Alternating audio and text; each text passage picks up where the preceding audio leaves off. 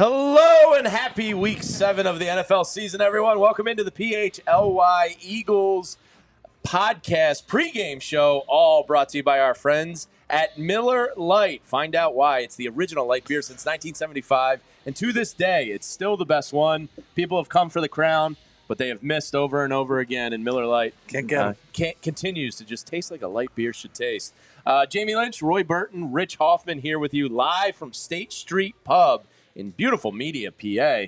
What a downtown, Media. I'm not a Media guy, just for no other reason than I don't live near here. Beautiful little downtown area. Wonderful area. Plenty of good options to go to, but State Street Pub is the place Great to TVs be. TVs in here. TVs, most importantly, free parking right across the street. Right across the street from State Street You can't beat that. And the Miller Lights are especially cold in here. But it is week 7, and you guys, I'm curious where your kind of Eagles gauge is at, because I've talked myself into this game kind of being a barometer for the rest of the year. And Zach Berman's going to join us in about 7 minutes from MetLife Stadium. And I mean, if they come out today and offensively look competent, which they haven't really done for extended periods of play yet, I do believe this can kind of be a momentum of believing in yourself and kind of getting the ball rolling in a right direction. And if it goes the other way, it's like the O'Doyle's driving off the cliff. We're all going down. Right. No, I feel like this is a big momentum spot in the year where you can kind of get something going a little bit, and it's got to start today. Like, no more excuses. Coming out of the bye, it sucked. Right. It's go time. Sirianni rules. Yeah. I agree, because last week again it wasn't a good barometer because it was the Browns. The Browns stink. I mean, we all know they're not a very good football team. But last week though, again, like you guys know, like sometimes in basketball you need to see the ball go in the hoop. So last week was the layup, right? You get the layup, you get the ball in the hoop. You just see visually that you can do this. This week is the week that's like, all right, you know what? I know I can make a layup. Let me step out. Let me take that elbow jumper, right? Let me go against a competent football team, and let's see if we can make that 15-footer. And this is the 15-footer week, I think, for the Eagles, because if the Eagles put together a pretty decent game plan against a competent Giants defense, Giants team in general, I think this is a good barometer for the rest of the season. When you say make a layup, do you mean just score in the first 15 minutes of the game? That's asking for a lot right now from this team. Well, the Patriots went ahead, Rich. They were the only other team to not score in the first quarter. Well, they had scored field goals, not a touchdown. They scored a touchdown today on their first drive in London on the first drive. So the Eagles are now all alone. Good for them. Yeah. So, Jamie, I completely agree with you. And I got to say, like last week, I was so beaten down by the Phillies that I was just willing to take the crappy win. Sure. I was just like, look, this is not a good game. This is not something that is going to be in Canton, the film of this game. Like, this does not mean the Eagles are a good team. And then Nick Sirianni celebrates it like he just won the Super Bowl, which infuriated me. But I agree with you. Like, this is a barometer. Like, we know the Giants are not that good, right? There are good parts about their team. They're even with Kayvon Thibodeau out, their front, Dexter Lawrence, Brian Burns, two guys who are like a legit problem to deal with, right? But flawed secondary, flawed offensive line. Left tackle out. This is a team, I mean, maybe their best player. Yeah, honestly. Sure. Especially because he plays such a premium position. I think your framing on that is correct. Like, at some point, you got to look offensively competent against one of these teams. You got to show us a little bit of hope, a little bit of diversity on offense. This is the time to do it. It would be nice. I was bothering Roy about this a couple weeks ago. It would be nice to get a double-digit win here. And nice. But honestly, Jamie, like more than that, just look good. Like, just look like a competent, put-together football team.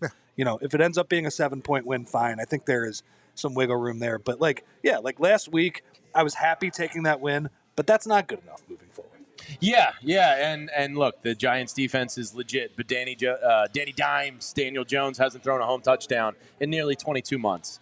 And the negative Philadelphia in me goes, well, of course we're going to be the team that bucks that trend. Absolutely. And his home and road splits, he's so much worse at home for whatever reason. Like, and you've dominated this series. I think it's 17 in the last 21 you've taken from the Giants. Like, this has kind of been your slump buster, the Giants have been. Now, they upgraded that defensive line, and Lawrence and Burns are two at the best in the league.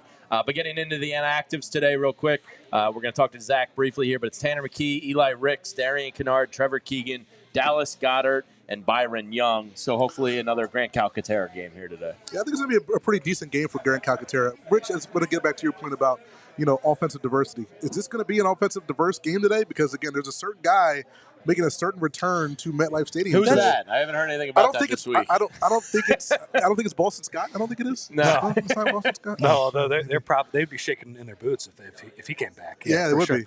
No, that would be part of the diversity, Roy. Like, I think they should start by running Saquon Barkley, maybe run him under center, and then maybe throw under center. You're allowed to do a thing where you actually put the ball in his chest for half a second and then pull it out and then throw it. Like, they just need to do some other stuff. So I think feeding Saquon is still, like, you can still find ways to be more creative and kind of do more stuff than you have, right? Instead of just throwing it outside the hashes to A.J. Brown on jump ball. But it would be nice for Saquon Barkley to have a huge game because, frankly, like, he's been awesome at the start of this season. Absolutely. Like, he's been worth every penny. It's the one move that Howie Roseman has made that's been like, wow, this is 100% like worth it, all that stuff. It would be nice for him to rub it in these guys' faces. Is it wrong for me to have a little bit of a late game Barkley way too premature fear? Because the Falcons game, he drops one. Last week, he doesn't get the first down. And, like, it might be Giants fans barking in the back of my head. Sure. That he's a loser. He's never won. I don't know. I have this little tiny part of my brain that's like, is this guy really That's like just a being closer? an Eagles fan. You're just Yeah, that's probably just part of, it's in your DNA. It's encoded in your DNA. Just to expect I know. I some have to things battle happen. it out. It's like when the zombie mushroom gene takes over, and I'm trying to fight it out of me. But do you guys believe Nick Sirianni is going to make it a point to get Saquon in the end zone today to make John Mara feel that regret that we saw about in Hard Knocks? Do you think that's something that – because, look, there's plenty of games as Eagles fans, we go into it, and it's like, all right, well, that team sucks defensively against tight ends, or this team's susceptible to the run, or this team against wide receivers, and they seem to do the opposite. And they never seem to go to it. This does seem like an obvious feed the beast Saquon day, get him in the end zone, let him get over 100 yards, let Giants fans really feel terrible about letting this guy go. Do you think Nick's going to feed the beast today? I think so because, again, Nick is a guy, as we all know, he's a guy who listens to a lot of that outside noise, and we all know the Hard Knock stuff, and we all know what's going on this week with Saquon Barkley.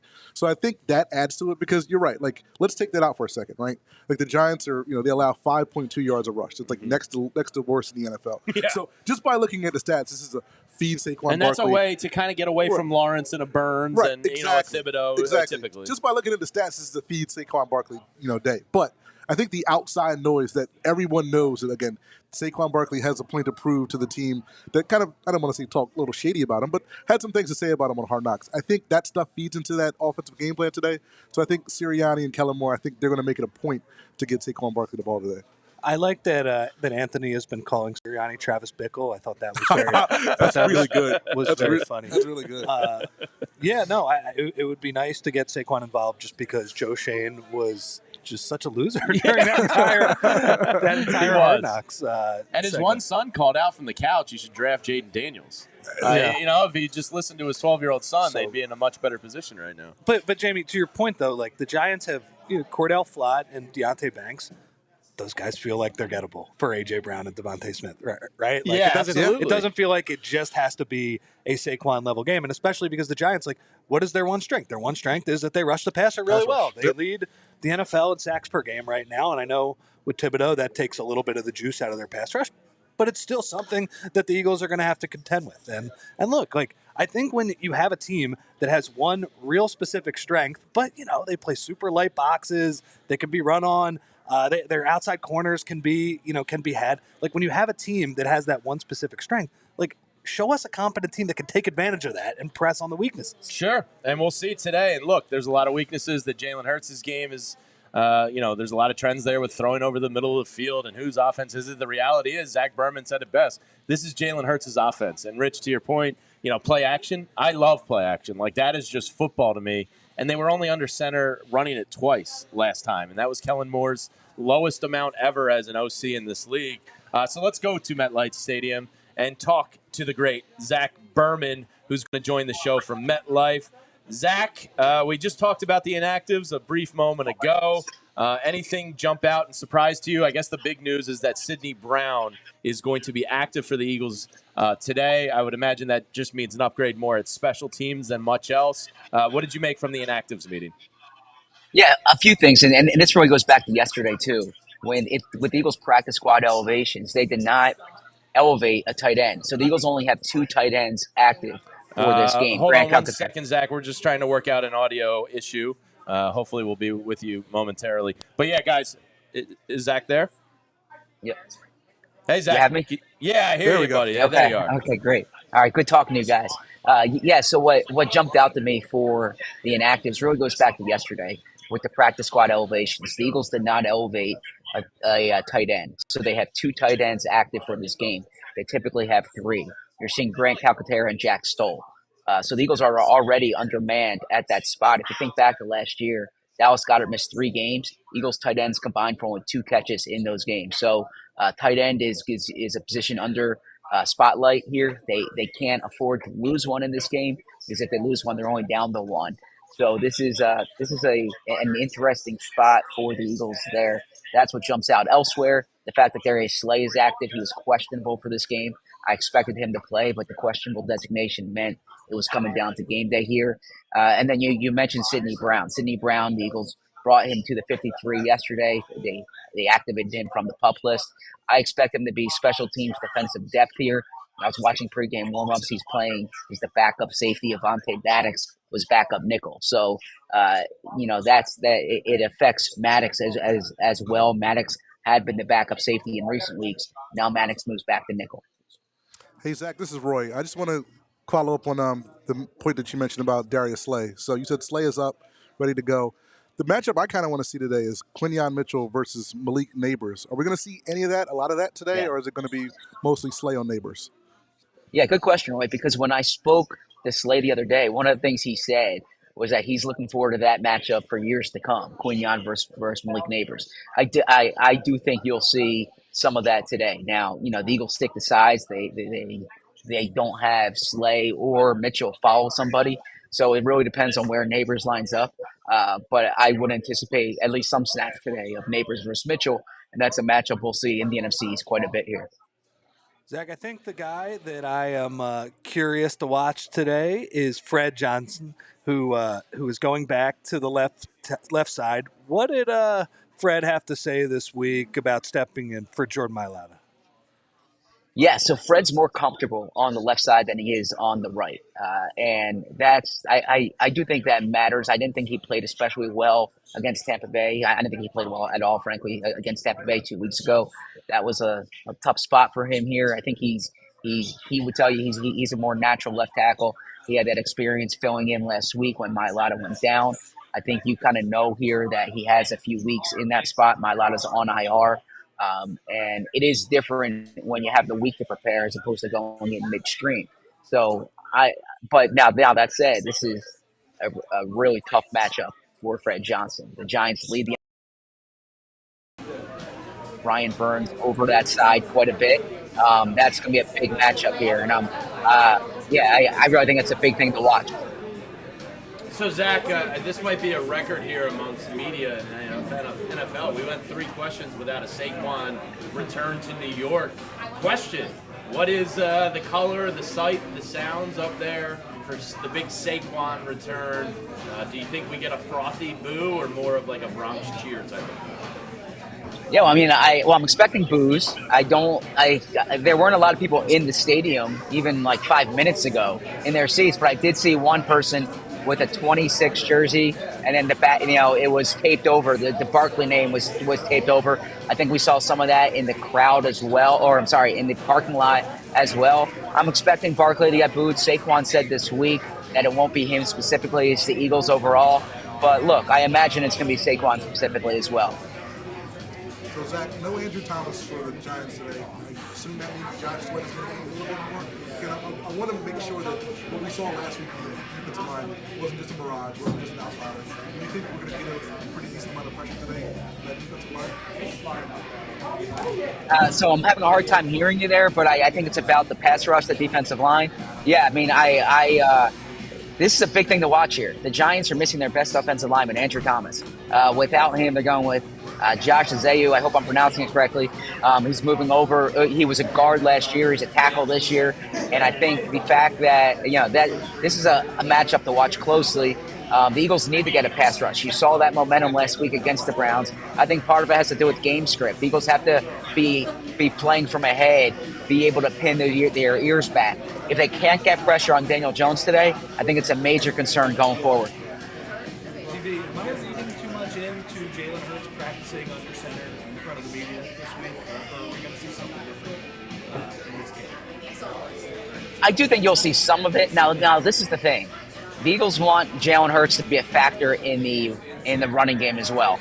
It's harder to have the zone read element to your offense. It's harder to have some of the hold the backside defender if you're not in shotgun, right? So there's a reason why you play shotgun. I think the under center thing is a little overstated, but the fact that they were working on it, I think you'll see some under center. I think I'm paying more attention to play action and motion than I am under center. That's great stuff. Zach Berman, we'll check in with you again in the post-game show. Should be a huge game today up at MetLife. Enjoyed the game, and we will see you after the game. Any strong feeling which way this is going today? I wouldn't say strong feeling. The Eagles are road favorites. I think the Eagles are the better team.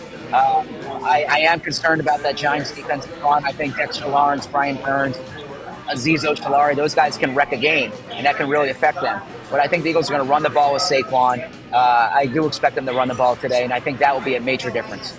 Awesome, Zach. We will talk to you after the game, my friend. Have a great day at MetLife. Thanks. All right, there's Zach Berman. Every time I hear the name Brian Burns, guys, part of me, once I heard he was available last offseason, I was like, this dude might be the most underrated defensive end in the NFL. Screw Bryce Hoff and spending money. I'll give up some capital and going and getting him. If he wrecks today's game, it's going to, especially hurt. Is that the thing you're worried about today? Yes. Yeah, Dexter Lawrence has, 7 sacks already from the D-tackle position. Brian Burns is a beast. Now, Thibodeau is a loss, so you're not happy to do with that. But Johnson & Johnson is a huge question mark in the whole game.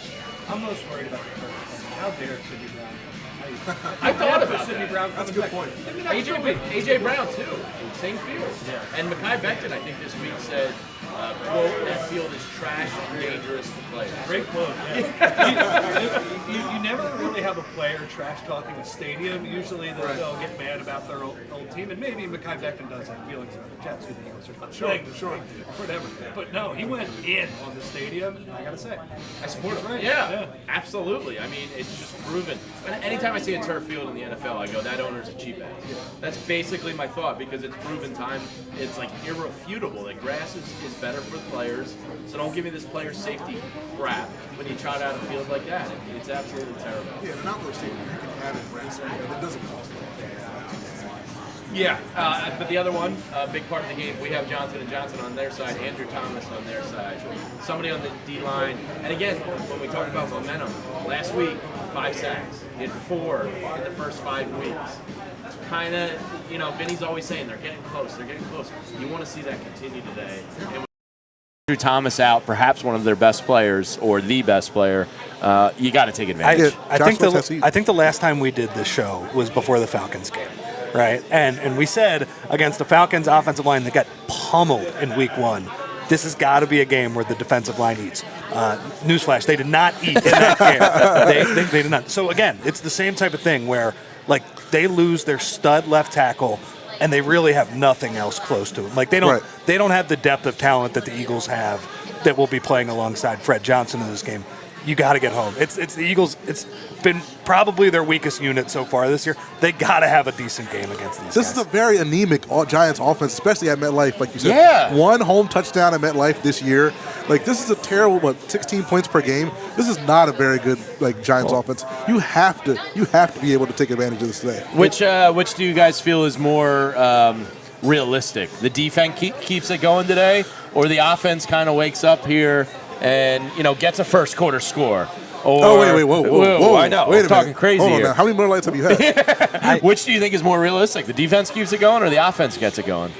Well, I think it's going to be harder for the offense. It's kind of a perfect type of measuring stick game, right? Because the defense, right? A competent defense shuts down this Giants offense. A great offense scores a bunch of points against this middling Giants defense, right? And that's the formula for the Eagles so far, where they need to be near the top of the league in offense, around average on defense, even a little below average, I would take. And they both have fallen short of that mark so far. But look. It's a long season. Sure. Show us a little bit of hope today. We saw at this time last year, we probably were thinking about, all right, maybe another Super Bowl run again, right? Right. Sometimes the season starts low and goes high. But, yeah, I think, both of those units have a real chance to kind of show what they are capable of today. I will shoot the Giants a little bit of bail. They looked pretty decent on defense last week against the Bengals. Gave up 17 points, only gave up 13 first downs. Again, this is a very anemic Eagles offense that has literally gained 22 yards on 5 first quarter drives, the starting drives this year. So I don't know if we can expect first quarter points, but I think this offense is going to look better than it has for most of the year. Jeez, now that the Patriots scored today, it's like you're really alone on an island of ineptitude here. There's some clear – look, number one, Jalen Hurts has to have a clean game, protect the football. Sure.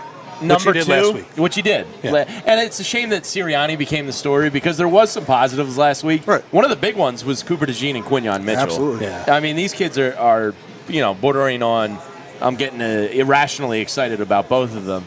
But Jalen Hurts played a clean game. So, one, I want a clean game. But, two, I'd love to see some play action, some motion, some middle-of-the-field attack. He's only thrown to the middle of the field 8% of the time. Yeah. The next lowest in the NFL is 15%. This isn't like a percentage point off. It's clear that, and I wonder how much defenses start, right. trying to force them. That, yeah, like abandoning the middle of the field almost. I think it's imperative that the Eagles get it going across the middle of the field today. All you got to do is run mesh, man. That's all you got to do. It's the simplest play in the book. 2 little shallow crossers, somebody's going to be open. You're going to have a stud receiver on one side catching that ball. One more point about the pass rush, too, because you mentioned how well Mitchell and DeJean, honestly, that was the one thing I took away from this week when the film grinders kind of got to look at the game. When Fran Duffy spoke it down to us and obviously term. Fran is the best of the bunch there. Sure. A lot of people kind of pointed out, Cooper DeJean, nice little start for him, right? He can do a little bit in cover. It didn't mess up too often in coverage. Obviously is a good player going downhill. Deniz pointed out, Jamie, that Vic Fangio, who loves to play zone defense, he's playing the 7th most man in the league. I think he's starting to trust that these guys can hold up in coverage. And I think against the Giants especially, maybe double Malik Nabers, play man against everybody else, and pass rush. Please get home, because I think they're going to give you a couple seconds to get the Daniel Jones there. Yeah, I think so. But again, the Giants have, they have a trio of pretty decent wide receivers. You have Malik Nabers coming back, who's, like they say, he's going to move him around a little bit. Really good. Wan'Dale Robinson, second in the NFL in targets with 58. He's just a guy who just kind of gets open across the middle. He'd be a great wide receiver 3 here. But then, you also have Darius Slayton, who's, been a pretty productive wide receiver these last 2 weeks with Nabers out. So it's not going to be easy for DeJean and Slay and Mitchell. But again, I think this defense is going to be prepared for this challenge. Yeah, and one thing I'm curious to see if it continues over, I think Avonte Maddox blitzed 4 times all season prior to last week. Cooper DeJean blitzed 3 times last week. Okay. So I'm curious if Uncle Vic has a new blitzing kind of toy there. Before we get to the best bets and our predictions, the Malik Nabers, Quinyon Mitchell thing. Yeah, man. I'm ready for this. I love Quinyon's attitude. I love that he's in Hall of Famer Mike Evans' face talking smack. Yeah. I love this kid's attitude, and he's backing it up. It feels like he's this close to his first pick. CJGJ had one last week. Kind of stole one from him last week.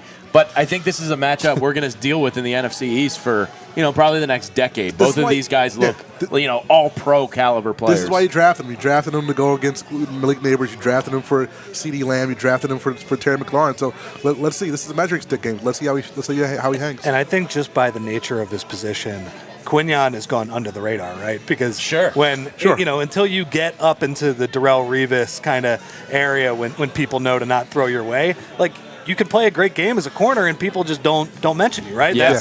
That's how it's good. So I think hopefully maybe against Nabers, if he has a good game, he starts to get some of the national recognition because he's been spectacular through, 5 games so far? Yeah, he really, I don't know. I haven't looked at like defensive rookie of the year odds on like Bet365 or whatever, but I would imagine he's got to start getting in the conversation. 4, yeah. You know, just needs to start catching some of those picks, and Yeah. and also he just needs to start calling "I got it" when when somebody throws a pop up to him, right? Yeah. You gotta listen to the outfielders. Got to wave them off. All right, let's get to some of the best bets here today. Bo and I do it all season long. Roy usually throws in one or two when he's here with us.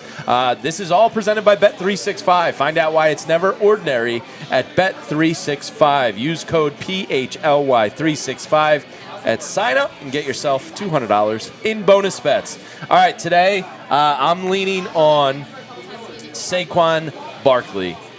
I'm going to take anytime touchdown score is minus 165. That's kind of telling you they're going to get in the end zone at one point. Sure. I think Nick Sirianni is an emotional being. I think he wants him to get that first touchdown if the Eagles have the opportunity. Give me plus 333 Saquon first touchdown. I think if they're anywhere inside the 10-yard line, it's going to be designed to get Saquon in. And if he starts peacocking up and down the sideline because of it, great. Number 2, I'm going to go now. Bet365 has player milestones, so you can do 25, 50, 75, 100. I'm going to go with one that jumped out to me here. Malik Nabers under 75 yards. Only have to lay minus 115 to get that because of Quinyon Mitchell. I have immense faith in him that he can hold Nabers in check a little bit today. And then Bo's bets, we got Saquon Barkley, a 25-plus receiving yard play at plus 210. I like that. And A.J. Brown's longest reception over 25.5 yards. Got to lay minus 110 for that one. So there's Bo and I. Roy, what do you got up the sleeve today? I got a couple. So, again, this is going to be Saquon Barkley Day. So, over 100.5 rushing and receiving yards combined. Minus 115 on Bet365. Love that bet.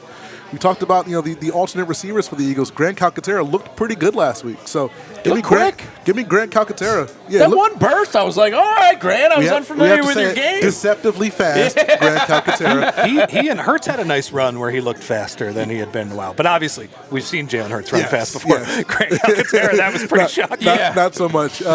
Grant over 26.5 receiving yards, minus 110. And again, with Darius Slayton back, I think the Giants are going to work the ball around a little bit. So Darius Slayton over 2.5 receptions, minus 130 on Bet365. And speaking of just another one that I did on PHLY bets this morning, Jalen Hurts over 257.5 rushing and passing yards. Okay. I kind of like that a little bit myself. Like that. All right, let's get into the predictions of the game here. And, of course, this is the PHLY Eagles Podcast presented by Miller Lite. We're live at State Street Pub out here in Media, PA. Great TV set up in here. I smelled the wings go by. I already know what I'm getting for lunch. Miller Lights are flowing. Let's get into our game predictions. I'm absolutely horrified about this game because I want to feel good, and I just don't. I think the Eagles are going to pull out a win today because I think really versus Daniel Jones at home, you just got to score over 24 points. Sure. And this Giants defense is formidable, but I think the Eagles can do it. I'm going to go Eagles 24, Giants 16. The Eagles get it. They cover and win, but we're biting our nails. It's not pretty. It's a divisional grind, but I think they pull it off. Yeah, I think I'm right there. I think I'm 23-16 Eagles. I think it's a little less, nail-bitey than the Browns game last week. I think it's a little bit in the fourth quarter. I think we're a little bit more confident than we were at the end of that game. But again, this should be a game you win by double digits, as Rich would love. But I don't think it happens today. Eagles 23-16. I don't think it happens either. I think it's going to be a close win where we're thinking like, okay, great, 4-2, but like we got to start playing better. And so the number that's been sticking out to me is 20-17. Okay. That feels like every Eagles-Giants game.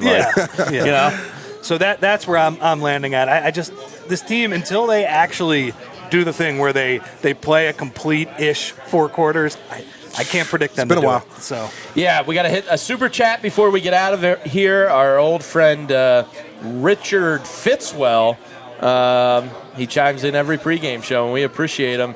I just can't see it right now, Julia. I think it's because I'm on delay. Yeah, I can read it. Let's hear from Julia with the Richard Fitzwell super chat. Says, can we be mad at a 2018 W? We know New York isn't good. I don't think you can be mad, but I don't think, again, You have to like it. It goes back to the Nick Sirianni thing. I'm not screaming at Eagles fans with a 2018 win over the Giants. Yeah. Mad? No. Can we be irrational? Sure. Absolutely. Absolutely. Yeah, and that's the thing. A win is a win, especially versus a division opponent. But you just are desperate to see pretty Eagles football again. Yeah. Like, that's just kind of my hope today, is see a pretty offense, score in the first quarter. Don't make this that difficult, guys. Exhale in that situation, take the win, but you could be a little bit skeptical moving forward, right? Absolutely. So the rest of the lineup here today, Bo and Fran are going to be reacting live at halftime, so make sure you're checking those guys out as soon as the game goes to halftime for instant reaction. And then, of course, post-game, back in the studio, Bo Wolf, Fran Duffy, Mr.